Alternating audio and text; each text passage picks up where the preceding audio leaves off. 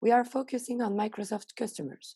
We will discuss the 3 Cs, the customer segments, how customers can change, how to ensure to serve customers continuously, the acquisition, expansion, and retention approach, and the lost customer analysis. We'll start by the 3 Cs of Microsoft. So Microsoft customers include various types of customers, such as individual consumers, small and medium organizations, large global enterprises, and original equipment manufacturer. One of the main needs of those type of consumer is the licensing option that allows a lot of flexibility.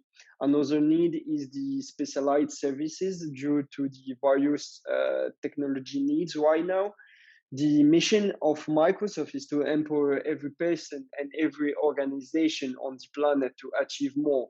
Microsoft is development oriented to deal with the challenges of the future, and Microsoft is also investing a lot in disruptive technologies. The competitors of Microsoft are offering software and global application. Here we can state, for example, Apple, Cisco Systems, and IBM. Thus, the market is highly competitive and dynamic. Microsoft try to fit their technologies with the ones that customers already have to deal with its competitors. According to Philip Kotler, market segmentation is a subdividing of a market into homogeneous subsets, whereby specific market targets can be reached with distinctive marketing mix. Microsoft customers are segmented into geographic, behavioral, demographic, and psychographic segments. And we recommend that Microsoft focuses on these 4 segments because of the diverse nature of the product and services that they offer. However, Microsoft should also focus on some particular product and services which generates them more income, such as the Microsoft Commercial Cloud, the Microsoft License, and the Microsoft Intelligent Cloud segment.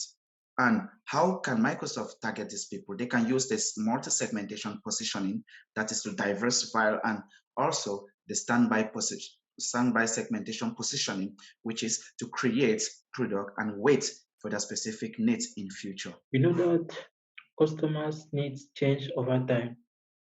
Bing is a search engine would give priority to the quantity of content and links, which is not the case for Google, which favors the quality of content for referencing. Some Bing customers who seek more reliability might turn to Google for it. Then some companies use Microsoft Translator to translate their website.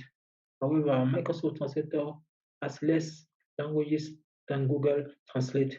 Microsoft Translator customers could go to Google to have the possibility to translate their website into more possible languages. Then OneDrive doesn't allow selective synchronization. Dropbox, on the other hand, has a remarkable synchronization. Some OneDrive customers will go to Dropbox. Here, we will talk about how Microsoft could keep its customer in the long term. In order to satisfy its customer as well as to provide for the needs of its customer in the long term, Microsoft has developed several strategies. First of all, we must not forget that according to the segment marketing principle, customers' desire change over time or according to various events in their life.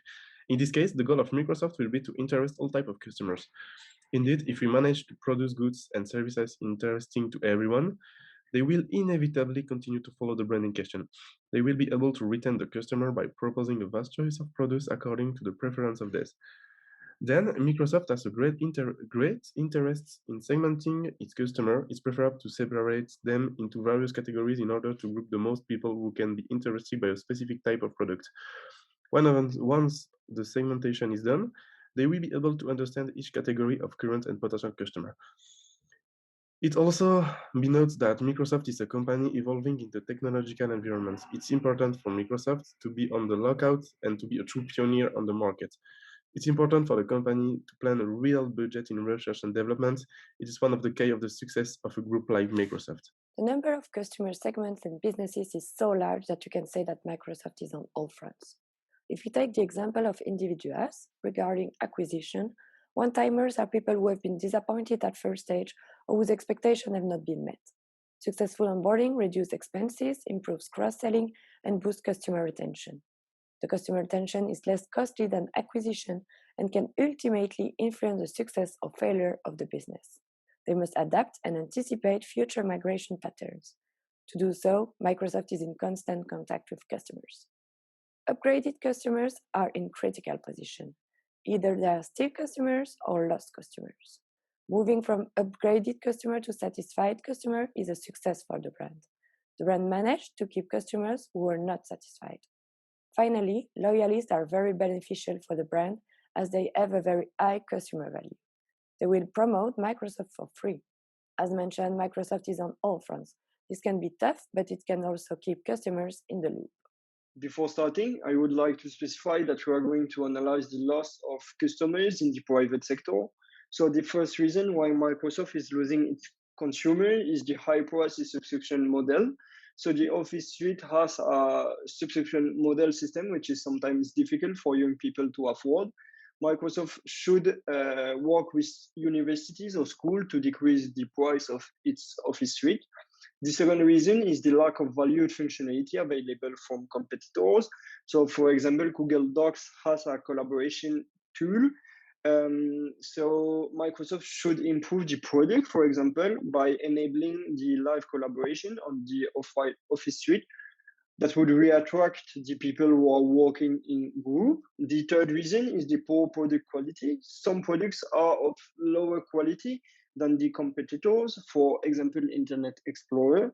Microsoft should work on the image of those products so that customers no longer think that it is bad. The last reason is the poor management of customer loss. So Microsoft should address this problem by being less forceful. It gives a bad image to Microsoft. So thank you for your attention.